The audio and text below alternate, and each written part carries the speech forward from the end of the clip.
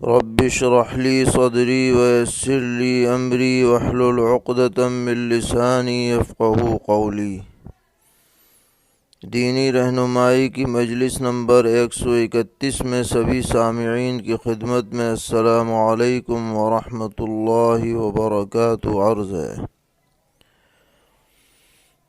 ایک صاحب نے سوال کیا ہے کہ کیا حضور اکرم صلی اللہ تعالی علیہ وسلم اپنی صاحبزادی سیدہ فاطمہ رضی اللہ تعالی عنہا یا کسی اور صاحبزادی کی آمد پر استقبال میں کھڑے ہوتے تھے اور ان کے ہاتھ کا بوسہ لے کر انہیں بٹھایا کرتے تھے؟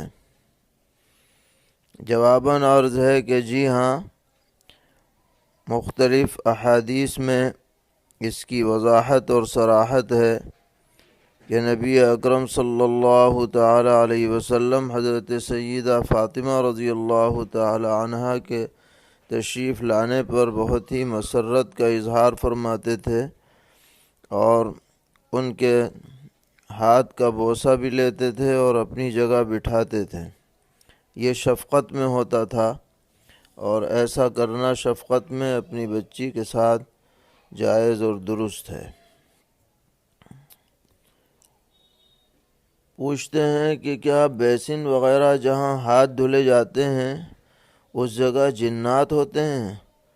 ہم نے سنا ہے کہ بیسن میں بسم اللہ پڑھ کر گرم پانی ڈالنے سے جنات چلے جاتے ہیں، اس کی کیا حقیقت ہے؟ جواباً عرض ہے کہ یہ سب جہالت کی باتیں ہیں، ان کی کوئی اصل نہیں ہے کہ بیسن میں جنات ہوں اور وہ گرم پانی سے چلے جاتے ہوں۔ اس کا کوئی ثبوت کسی بھی دلیل سے نہیں ہے۔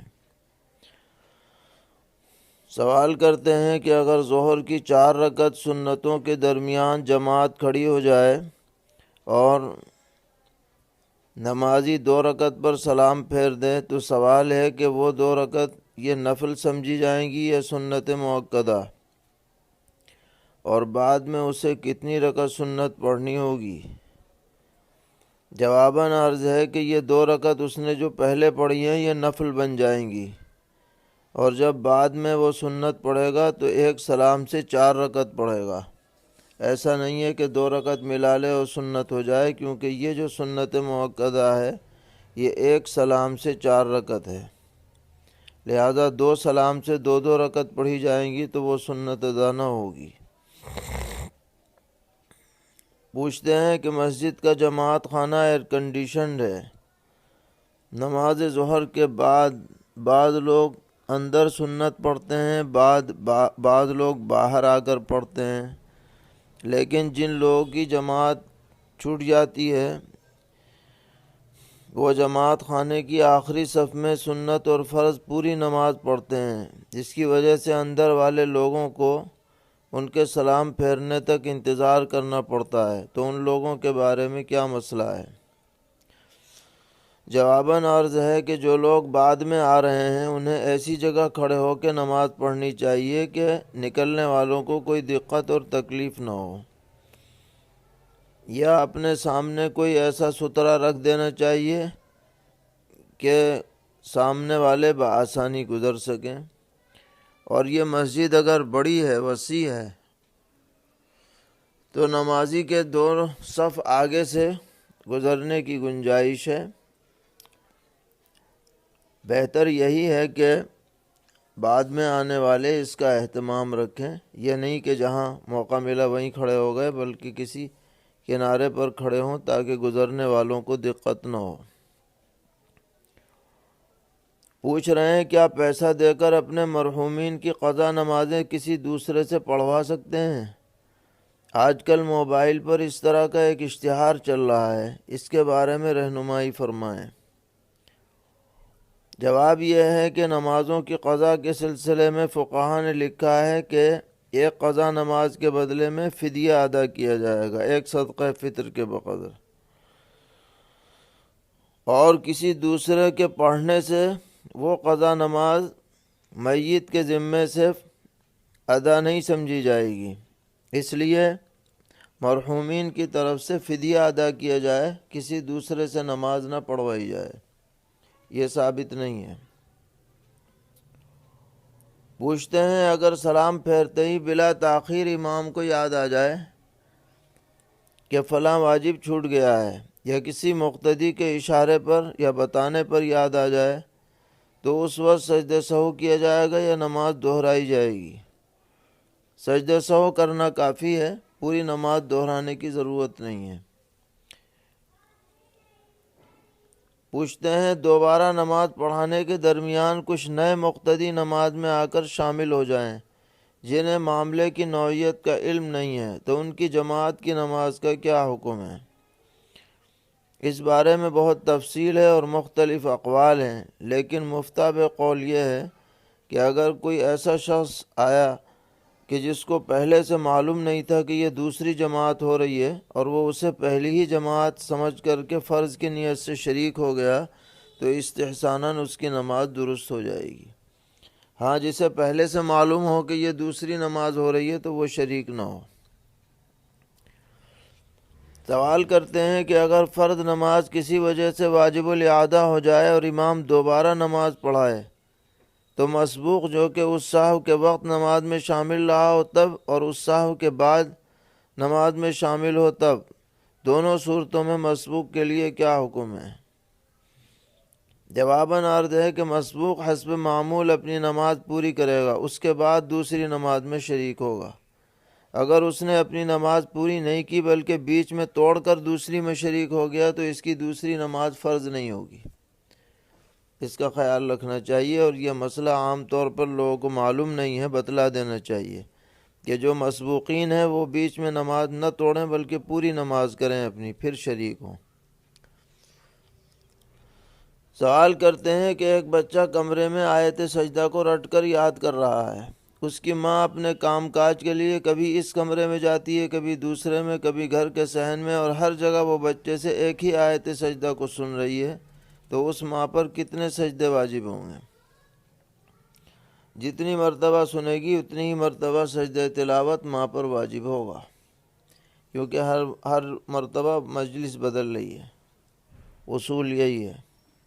ہاں، بچے پر ایک مرتبہ واجب ہوگا کیونکہ وہ ایک جگہ بیٹھ کر پڑھ رہا ہے۔ سوال کرتے ہیں کہ بیوہ کی عدت 4 ماہ 10 دن ہے۔ اب دوران عدت گھر سے نکلنے کی ممانعت صرف دنیاوی کام کے لیے ہے یا رشتہ داروں کے گھر جانے کی بھی ممانعت ہے؟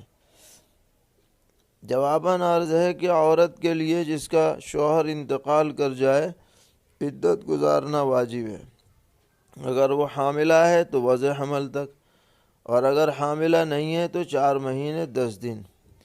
اور عدت کا مطلب یہ ہے کہ اس 4 مہینے 10 دن میں اس کا کسی اور مرد سے نکاح نہیں ہو سکتا، یہ اصل میں فرض ہے۔ اور عدت کی پابندیوں میں یہ بات شامل ہے کہ وہ گھر سے بلا شدید ضرورت کے باہر نہ نکلے، نہ تو کسی دنیاوی کام کے لیے نکلے، نہ رشتہ داری میں جانے کے لیے نکلے، وہ گھر ہی کے اندر رہے، زیب و زینت نہ کرے وغیرہ، اور کچھ احکامات ہیں ان سب کی تعمیل کرے۔ خلاصہ یہ کہ یہ ممانعت صرف دنیاوی حد تک نہیں ہے بلکہ رشتہ داری وغیرہ میں جانے کی بھی ممانعت ہے۔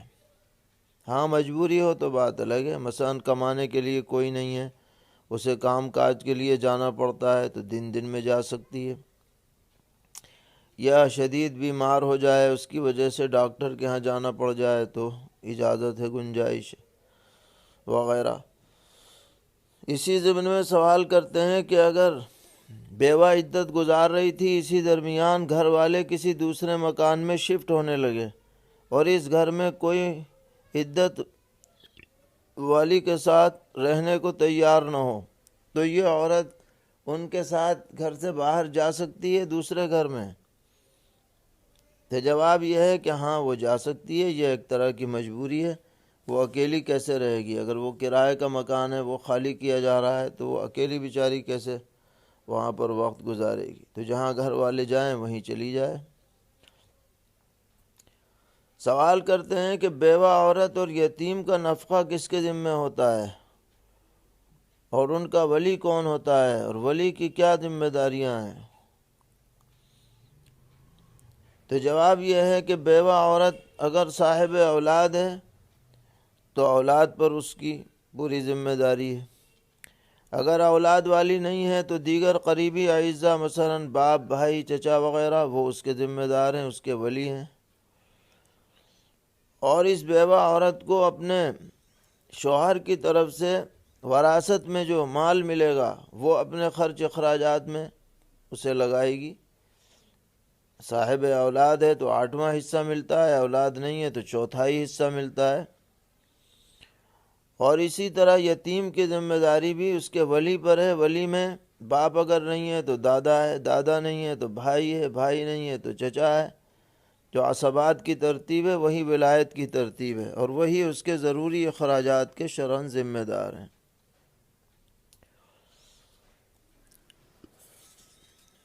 پوچھتے ہیں کہ میں نے اپنے دوست کے ساتھ مل کر ایک زمین خریدی جو اسی کے نام ہے۔ میرے دل میں خیال آیا کہ اپنے حصے کی زمین میں غریبوں کے نام کر دوں۔ چنانچہ 2 گواہوں کی موجودگی میں میں نے کہا کہ جب بھی میرے حصے کی زمین بیچو تو اس کا سارا پیسہ غریبوں پر خرچ کرنا۔ اب میرا دوست کہتا ہے کہ زمین میں تمہارا کوئی حصہ نہیں ہے، تو سوال یہ ہے کہ کیا مجھے غریبوں پر خرچ کرنے کا ثواب مل گیا یا نہیں؟ اور زمین کی قیمت اب 4 گنا ہو گئی ہے، تو اصل قیمت خرید کے حساب سے صدقہ کرنے سے ثواب ملے گا یا موجودہ قیمت کے حساب سے؟ تو اس سوال کا جواب یہ ہے کہ آپ نے جو محض نیت کی ہے اس سے نیت کا تو ثواب ملے گا، لیکن صدقے کا ثواب جب ملے گا جب وہ حصہ کسی غریب کی ملکیت تک پہنچ جائے۔ لہذا زمین میں آپ کا جتنا حصہ ہے وہ جب بھی فروخت کیا جائے گا اس وقت جتنی قیمت ہوگی اتنی قیمت غریب کو اگر آپ دینا چاہیں تو دے سکتے ہیں، تاکہ آپ نے جو نیت کی ہے وہ نیت پوری ہو جائے۔ لیکن محض نیت کرنے سے صدقے کا ثواب نہیں ملتا، غریب تک پہنچنا ضروری ہے۔ اور یہ بات سمجھ میں نہیں آئی کہ پہلے تو آپ نے یہ کہا کہ میں نے پیسہ لگایا، میرا حصہ ہے، اور پھر یہ کہا کہ دوست کہتا ہے کہ آپ کا کوئی حصہ نہیں ہے، تو سوال کا یہ حصہ قابل فہم نہیں ہے۔ پوچھتے ہیں ہمارے والد صاحب کا انتقال ہو گیا، ہم اور ہمارا بھائی دونوں باہر تھے۔ ایک دن کے بعد گھر واپسی ہوئی، والد صاحب کی نماز جنازہ اور تدفین سب ہو چکی تھی، تو کیا ہم دونوں قبر پر نماز جنازہ پڑھ سکتے ہیں؟ جواباً عرض ہے کہ جب والد صاحب کی نماز جنازہ پڑھ کر انہیں دفنا دیا گیا تو اب آپ قبر پر نماز جنازہ نہیں پڑھیں گے۔ نماز جنازہ میں تکرار اصلاً ثابت نہیں ہے۔ اب جب نماز جنازہ شرعاً ہو چکی تو ہو چکی، اب آپ دعائے خیر کریں، ان کے لیے ایصال ثواب کریں۔ سوال کرتے ہیں کہ زید کا انتقال ہوا، اس کے ورثہ میں بیوی اور 2 لڑکے اور 3 لڑکیاں ہیں۔ بیوی نے اس کی جائیداد کا کچھ حصہ وقف کر دیا، تو یہ وقف نافذ ہوا یا نہیں؟ جواباً عرض ہے کہ یہ وقف صرف بیوی کے حصے میں نافذ ہوگا، یعنی 1/8 میں۔ اس سے زیادہ میں دیگر ورثہ کی اجازت پر موقوف ہوگا، اگر وہ اجازت دیں تو نافذ ہوگا، اجازت نہ دیں تو نافذ نہیں ہوگا۔ اللہ تعالی ہم سب کو دین پر استقامت عطا فرمائے اور ہر طرح کے شرور سے محفوظ رکھے۔ وصلی اللہ تعالی علی خیر خلقہ محمد وآلہ وصحبہ اجمعین برحمتک یا ارحم الراحمین۔